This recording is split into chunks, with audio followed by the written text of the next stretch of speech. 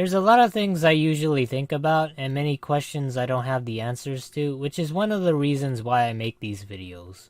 Also, sometimes there are things I might not realize that could be valuable, hidden in plain sight.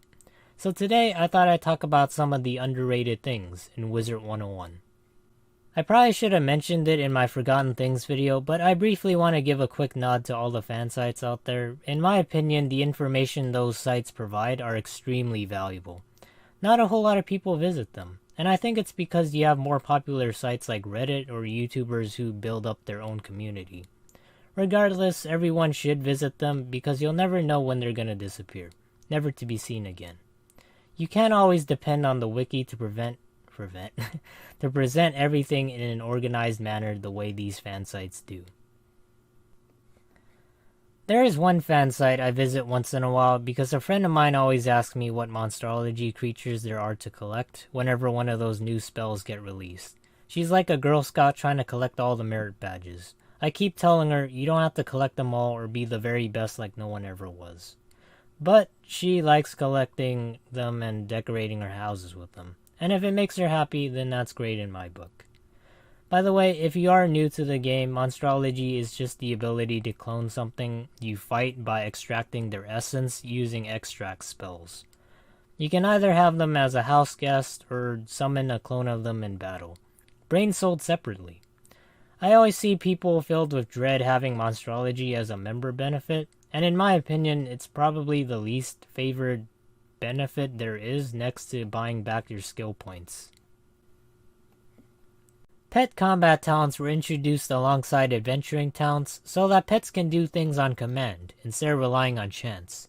So before I talk about the combat talents, I thought I'd mention the adventuring talents.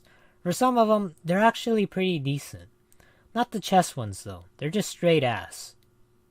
You know what, they're not just ass, but the cheeks as well. So I mentioned this once before in my streams a long while ago about these pet talents.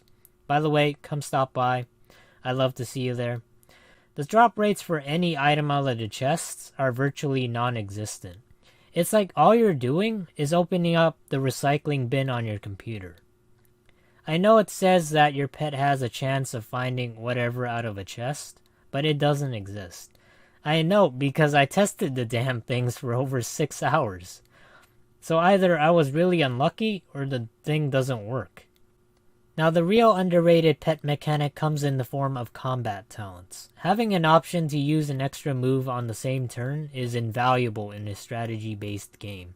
It's essentially like having a minion, except it isn't brain dead because you're in control.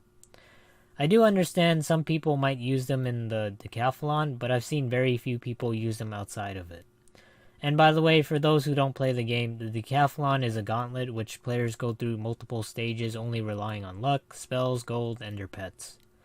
And while also I do understand it might take some time to unlock these talents because somebody at King's Isle decided it was a good idea to train multiple pets to get the necessary items to unlock them with, but personally I think it's worth it to have cards such as Hex, Curse, or even Windstorm to buff up your damage. Photomancy is an underused mechanic in the game for taking pictures. Well, technically I wouldn't say underrated either because it's like using a very primitive Microsoft Paint instead of Photoshop. I don't really understand the use of it other than the camera and to glitch it out of bounds.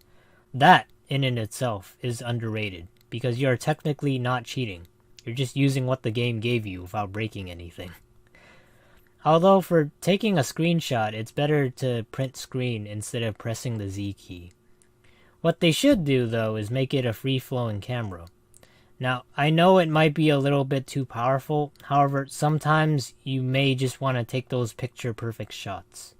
Or other times you might find something that wasn't there in the first place. You didn't hear from me, but there are plenty of programs out there that offer a free-flowing camera. So if Wizard101 wants to compete with that, now is the time to improve on it. Anyways, was there anything in Wizard101 or other games you play that you thought was underrated? Comment down below, I'd love to hear about it. Also, you know the spiel by now, if you're new to this channel, subscribing is just a click away. With that, take care, and see you guys.